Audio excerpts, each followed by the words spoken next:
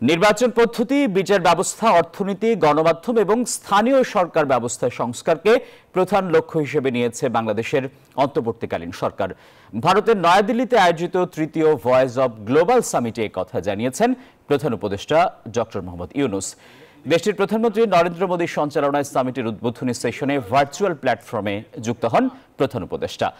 বাংলাদেশের ছাত্র জনতার সাম্প্রতিক অভ্যুত্থানকে দ্বিতীয় বিপ্লব হিসেবে উল্লেখ করে তিনি বলেন, তরুণ প্রজন্ম গণতন্ত্র, মানবাধিকার নিশ্চিত করতে প্রতিশ্রুতিবদ্ধ। দেশের জনগণ তাদের এই বিপ্লবকে জোর সমর্থন জানিয়েছে।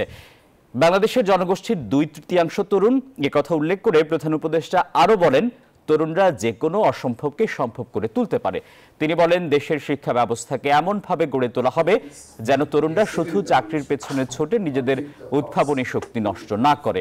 তরুণদের সৃজনশীলতা এবং উদ্ভাবনী শক্তিকে উন্মোচন করতে বিশ্ব সম্প্রদায়কে এক হওয়ার আহ্বান জানান doctor Yunus.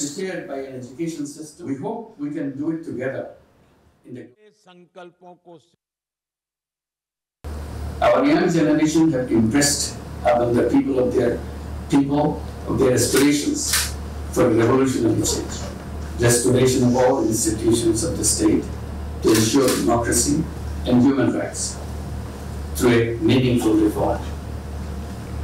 Our government is committed to ensuring a transition to an inclusive and pluralistic democracy and create an environment in which free, fair and participatory elections can be held.